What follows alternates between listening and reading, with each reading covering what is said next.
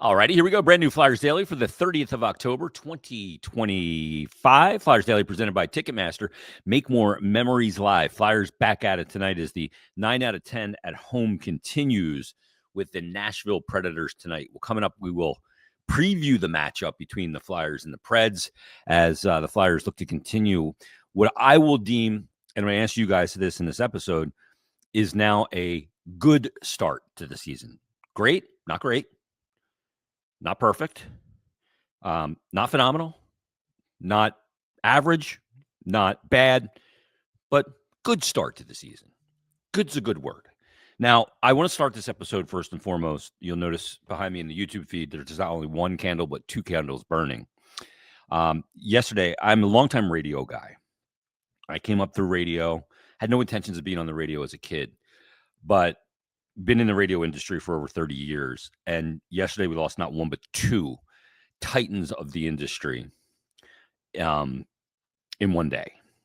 Two vastly different personalities and broadcasters. I did the radio show yesterday with John Marks on the Fanatic on the midday show. And after the show, there was a meeting with everybody at the radio station in the cluster for Beasley. And we were informed of the passing overnight of Pierre Robert. Absolute punch in the gut. Pierre is a legend of rock radio. He was a passionate broadcaster and a good citizen. And we are thinking about our friends at WMMR and all of Pierre's fans all over this area and around the world. Rest in peace, good citizen. You are an absolute legend and always will be. And we also found out that we lost Harry Donahue, a longtime newsman from KYW News Radio. Harry was so many rides going to work to do radio for so many years, listening for traffic and transit on the twos and hearing Harry Donahue on my morning drive in to check on the news around the world. Give us 22 minutes, we'll give you the world. So tragic passing of Harry Donahue as well. I didn't know either very well. Knew them both in passing. I know Harry Donahue was a great sportsman, did a lot of golf stuff with my radio partner, Harry Mays, and was a big Flyers fan and was a big Philly sports fan supporter. Pierre, not much of a sports guy, as he would tell you, admittedly so ad nauseum. He said, I don't know the difference between a hockey puck and a tennis racket.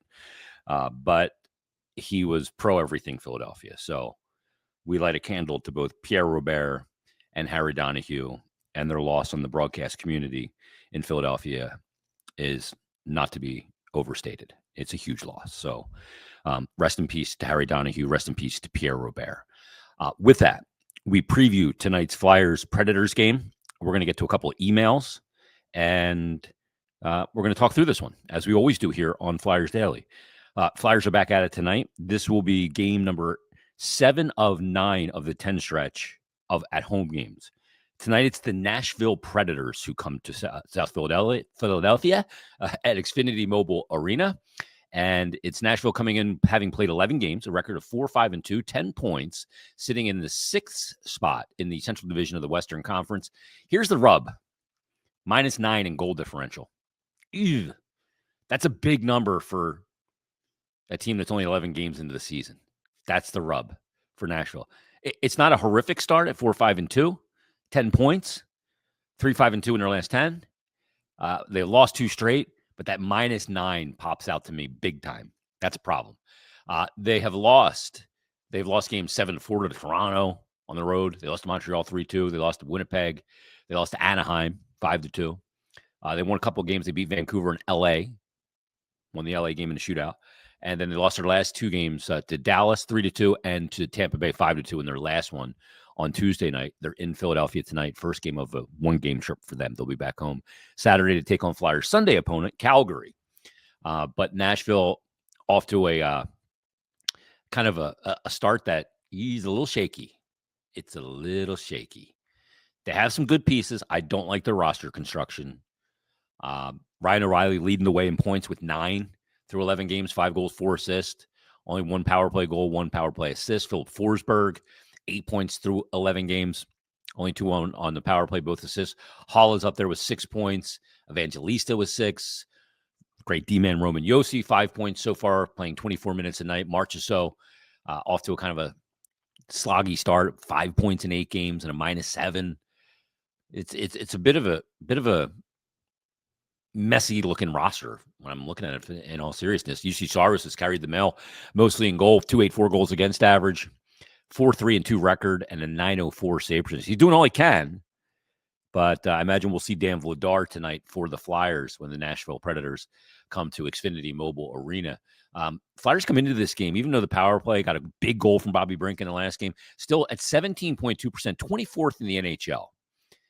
That still needs to improve statistically, but it is getting better. And we're starting to see some production from the power play. Tampa Bay's power play, 29th in the NHL, 14.3%. They're doing great on the PK, 88.2%. Flyers on the PK this year, 88.6%. So good penalty killing in this game tonight from both teams. Flyers ranked 6th in the NHL on the PK. 90% for Nashville on the PK. They are 3rd in the NHL, so they've done a good job there.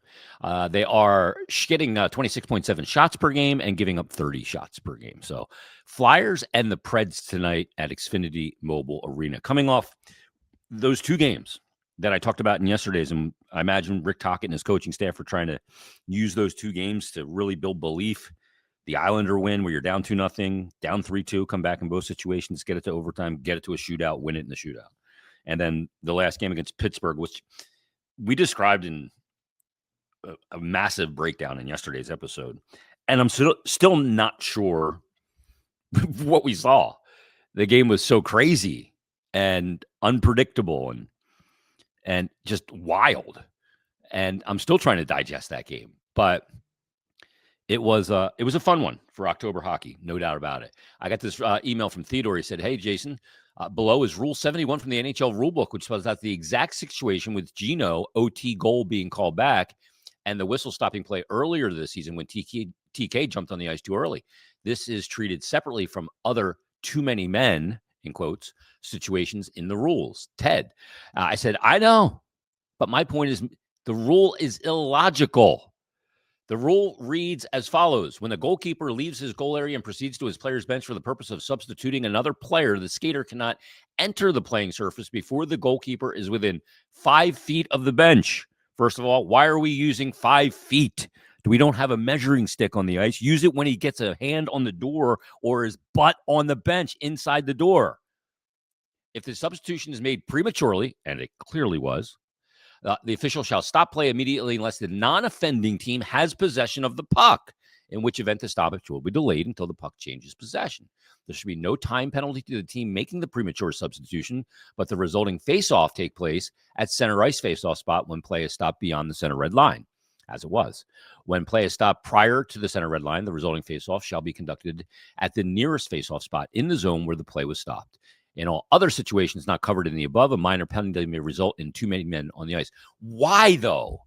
Why is it not like that's what I'm saying? Make this make sense. Why is it not too many men on the ice when he substituted as early as he did? I'm just asking for some logic. There's Malkin jumps on the ice.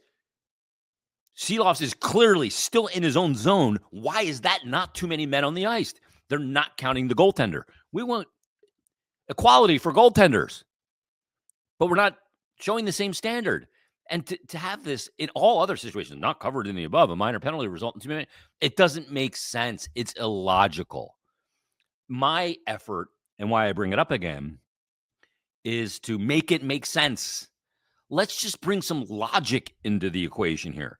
If he jumped on too early, and the guy that he's jumping on for didn't get off the ice, whether he's wearing pads on his legs and a mask or not, is still too many men. So I digress. They're not going to change it. And frankly, at this point, I don't give a damn. But I just thought I'd bring it up. I understand the rule. I know what the rule is, but it doesn't make sense to me. And I just want it to make sense. Jeff shot me an email and said, "Hey, first and foremost, I can't tell you how happy I was to hear about your recent health update. Congrats on make it to this point with so much grace, honesty, and integrity. The amount of people who you don't tell personally who are nevertheless rooting for you and feel like they, quote, know you is something you should be incredibly proud of. It is something I'm very proud of, and I really appreciate that, Jeff. It's why I made my journey public, and we'll have more on that coming up in the next couple of days. He said, regarding the Flyers, question for you and possibly the next Billy. Charlie O'Connor and others have recently been speaking about how Drysdale's, and I've referenced this too, how his advanced metrics are incredibly good so far this year. I think I probably referred to it as advanced analytics, but he used metrics. That's fine. He said, yet we're not seeing the actual production as far as the things that also really matter, namely goals and assists. While I know it's still early, what's your take on his play so far? I do think he looks very solid by the eye test. And while that's great, I can't imagine the trade will be viewed as a long-term win if he doesn't minimally become a 40-plus point per year defenseman. I also say that because Cutter Gauthier is off to a flying start in his second year. They'll always be attached. And how you measure these two guys is very difficult because one's a defender and one's a high score, a scoring winger. So it's not like an apples to apples comparison, but it's not an apples to tennis rackets comparison. There's value with a right side defenseman, even though he's not a top pair guy. If he can become a PP1 legit quarterback on a pretty damn good power play, that adds value for Jamie Drysdale. I think his defending has been a lot better this year. And look, I'm not an expert on advanced analytics and all the different models and all that. I've read through some of them and I see the play driving and the expected goals and expected chances and the things he's doing. I'm very kind of old school meat and potatoes. Like, okay, yeah, he does look good to me and he looks better. And you can see his greatest asset is legs. He's using them properly. I think he single-handedly got them a goal when Vladar didn't cover the puck in the one overtime, and then he skated himself out of jail in the 3-on-3, got it up the ice to Forster, who got it to Cates, who eventually scored the game winner on Saturday. I think that's all Drysdale. Not Saturday, that was last week. But I look at that play and I go, yeah, I see the elements of his play. I think he has been much improved this season. Would I like to see more points and more production as a result? Absolutely. I think he is the type of player with his skill set, his abilities, where he was drafted, what he was traded for, everything into the equation, does need to be a guy that's at least a half a point per game player. So that's 41 points a year. I think in his prime, north of that, I think he could be a 50-point player. And if he's on a power play that's really good, a 55-point defenseman, then it's a whole different realm. It's never going to be that apples to apples because Gauthier is a scoring winger, so they don't kind of compare and line up exactly alike. But that's how I look at it, where I think he could and should be headed. And I think he's off to a very good start this season. The Flyers team is defending incredibly well. I've gone back and looked at a few of the games, and the way they're defending the middle of the ice, in particular with the sticks, how close they are in the box, protecting the middle, and the active sticks. Like Noah Cates, Tyson Forster, and Bobby Brink. Like if you wanted to see how to forecheck with your stick and defend with your stick, watch that line. They are so good at putting their sticks in the right spots, creating second chance opportunities in the offensive zone and turning over possession in the O zone and defending the middle in the D zone. They're very good at it. The stick and how a player utilizes it can be such an asset. That line does it extremely well. Couturier does it really well too. And I watch a guy like Zegers and I go, is he perfect defensively? No, but he's not nearly what he was made out to be to me. I know the Penguin fans were freaking out on Twitter yesterday or X about, this Trevor Zegers, he came in there and took off Achari's helmet when he was down on the ice. What a punk. And I'm going, do you remember when Crosby shot Kimmo Timonen's glove when he went down to pick it up over? Like, come on. Like, don't be so disingenuous to make me think that you're really the police of what is morally correct in hockey. Those Penguin fans can kiss my rear end. I thought that was ridiculous that they're all venting about Trevor Zegers in a scrum, mixing it up in a guy's helmet coming off. Like, give me a break. Just chill out. Like, I guess you don't see all the other stuff that happened over the years. And I love Sid and Crosby. I think he's a top 5 player in the game. He hasn't dropped off at all. I give him total respect. I think he did some punk things when he was younger. But these Penguin fans acting holier than thou. Like, give me a break. Get a grip on yourself. Jeff also said, point number 2, I have an idea for you. Have you ever considered inviting any of the loyal podcast listeners on the show? What do you think of having a roundtable with various show contributors once a month, or perhaps at the quarter, midway, and 3/4 mark of the season?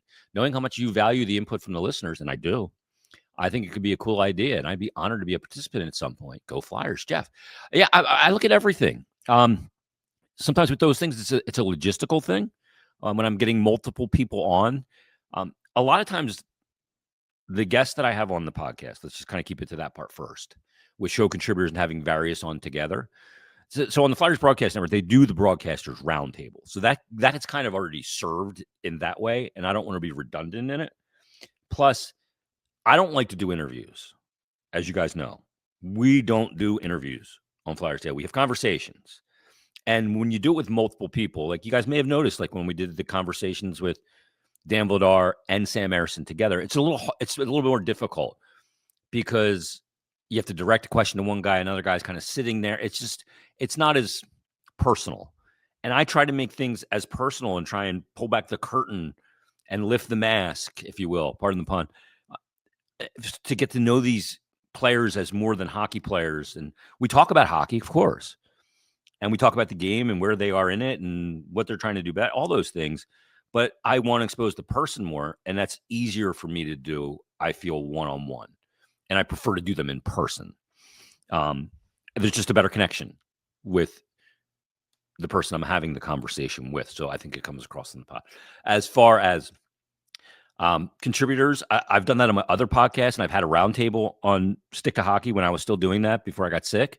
And I enjoyed it a lot. I got all the Philly hockey podcasters together for a roundtable at Xfinity Live a few years back, and it's something I want to do again, but I want to do it through Flyers Daily. And perhaps we can make that happen, do a Philly Flyers hockey podcasters roundtable where we get, Charlie and Bill from PHLY, and we get Broad Street Hockey involved, and we get High and Wide and O&B Puckcast and all the different great Flyers podcasts that are out there. I'm sorry if I didn't mention one of them. Locked On Flyers, another great one. So, and put everybody together in a room, maybe bring a coach or two in or a player and have a really good kind of big live show as well. So I definitely want to do that. And maybe we do that at the Olympic break or something, like we find a time to do that. Have to kind of plan that out. And I'm still kind of in that phase of planning things around my health schedule a little bit, but we're obviously headed in the right direction in that regard. So, something I'm definitely going to look at to do and talk to the powers that be and see what we can put something together. As far as putting some of you guys on the podcast, yeah, that's something I would love to do. I'd love to get 2 or 3 listeners and do an episode when we have a pronounced break. There's like a 3-day break in the schedule. We can dedicate one of those episodes to bringing some fans on with differing perspectives and bring them on the show. For me, I have no problem doing any of that because I'm, again, going back to the beginning of the show, I'm an old radio guy. I did talk radio forever. I'm still doing some now. So, doing that, it's talking with the listeners, the fans and stuff like that. That's why I bring emails into the equation here, because I want everybody to be a part of this, not just, this isn't my show. This is your show. I'm just kind of like a catalyst or whatever. So I am interested in that. And that's something I'll talk to the powers that be about. But good idea, Jeff. Thanks for the email, as always. And you can always shoot your emails to me at jason.myrtetus, MYRTETUS, @gmail.com. Or you can always send me a DM or a tweet at Jason Myrt on X, JASONMYRT. And we'll be there as well. We'll reply to them and keep the conversation going. But it is the Flyers and the Preds tonight. So with that, we'll break it down tomorrow. Huge week. Again, circled on the schedule, not in the Uniball black pen, but with a bright red Sharpie. This 4 games. They got game 1 in a shootout and got 2 points. What happens tonight against Nashville at home? We shall see. Well, one last thing, too. I saw a bunch of comments on the YouTube feed, and I got a couple of tweets and even a couple of DMs about this, that I mentioned Gotham Chess on yesterday's episode, and that I love chess. I love watching it, reading theory and lines and everything. At one time, I was okay. I haven't played enough recently, but I got people that want to play games, want to play chess against me. I'll see if I can bone up a little bit first, and see if I can, get my Catalan back running or my Queen's Gambit declined openings in order, and we'll play some chess online. Maybe we'll stream some too. But I think I caught people a little off guard when I brought up that I'm a big fan of chess. I love the thinking stuff and 3 moves ahead and all that stuff that goes with it. And congrats to Magnus Carlsen for kicking absolute butt in the tournament this week. Anyway, I digress. Flyers Preds tonight. Join us tomorrow. We break it down and much more on a brand new episode of Flyers Daily.